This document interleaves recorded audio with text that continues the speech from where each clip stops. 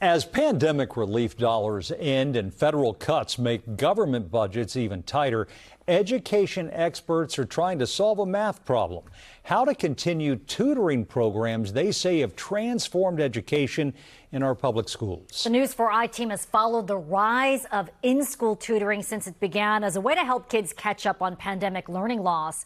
Investigative reporter Tracee Wilkins finds now there's hope that private dollars will help local schools keep these programs in place.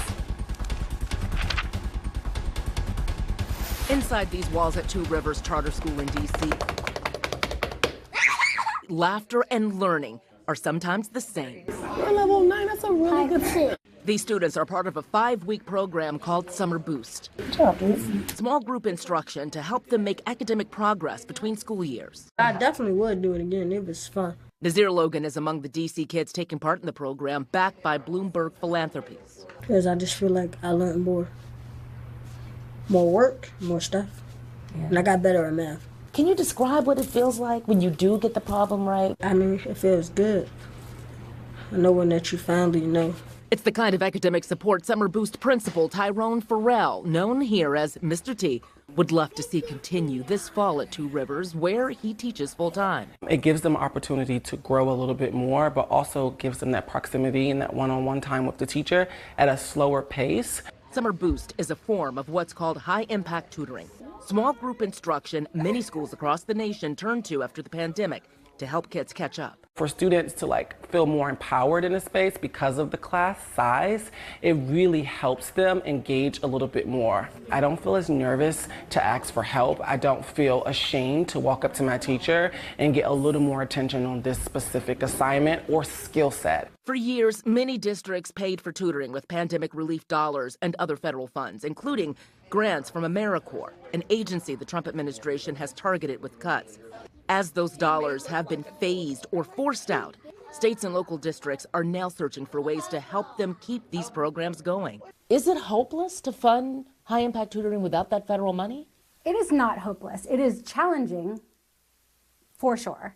Kat Peretti runs City Schools Collaborative, a nonprofit created in 2021 under the name City Tutor DC to help launch tutoring programs in traditional and public charter schools across the district. High-impact tutoring has been a deliberate effort to meet students who have historically been furthest from opportunity. In Washington, D.C., that tends to be Black and brown students. With the help of federal dollars, D.C. invested about $32 million over 3 years to bring tutoring to more than 12,000 students. Last year, D.C. spent nearly $5 million of its own money on the effort, and Mayor Bowser has included $3 million for it in the upcoming school year. What we've been working toward is high-impact tutoring being woven into the fabric of public education so that it becomes a must-have, because it is a teacher pipeline, because it can increase teacher flexibility and satisfaction, and because it's the most effective academic acceleration tool that we have. Now Peretti's group is working to get philanthropists like Bloomberg involved in funding these programs too. The pitch, she says, writes itself. Last year, students in the district saw greater gains on federal assessments in math and reading than the national average. District leaders say high-impact tutoring was a major part of that success. We need to find every way to stay on that trajectory, because if we do that, we can become the first city to close the achievement gap in math, and that's what we're setting out to do. Education researcher Liz Cohen features D.C. in her upcoming book, The Future of Tutoring, Lessons from 10,000 School District Tutoring Initiatives. She says the benefits go beyond test scores. We're seeing increased attendance and this kind of increased student engagement in their schools. So the dividends are happening in a lot of different ways, and it's just been so incredible to watch it unfold. She said those benefits can be achieved whether tutoring is in person or online, as long as it's consistent in a small setting and tailored to what the student needs. Young people of all ages K through 12 are very hungry for meaningful relationships with adults in their community or adults across the country who want to connect with them and help them learn. So all sorts of ways to do tutoring that keep that at the heart and are connected to where students need to be growing academically are going to work. Two Rivers is just one of many schools trying to figure out how to fund programs like these year around. So which one do you think? But what Mr. T knows for sure is every dollar is worth it. Because of this funding, we've been able to achieve so much. We've been able to do a lot with students. We've been able to see movement in our data. And this funding, if it was reached to everyone, I've just imagined what it will do for others as well. We reached out to the White House about the impact of AmeriCorps cuts on tutoring, but no response yet. Meanwhile, last week, D.C. officials announced new student assessment results that show substantial improvements in math and English proficiency.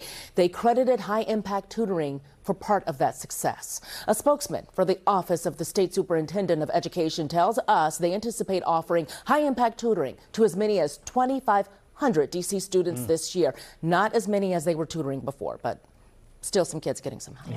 Yeah. Tracee, any sense of how much of this funding will come from local governments or the private sector? Yeah, we don't have an exact number just yet, but we know D.C. is investing $3 million in its budget this year. Caparetti tells me she would like to raise enough private funds to match that. But again, this is much less than what the city had when it was getting that federal funding that has now gone away. And you know, there are a lot of kids who could use this help. And what the district was able to do, Liz has written a book about it because it sets such a great example of what high-impact tutoring could do to level the playing field, and a lot of cities followed suit. So there are folks who are going to be paying attention to what happens now and how they're going to fund this. So thank goodness for the private sector. Oh, my goodness, yes. They're stepping up. Yeah. And everybody is thinking school this time of year, so thanks for shining a light on this right now. Tracee, thanks so much.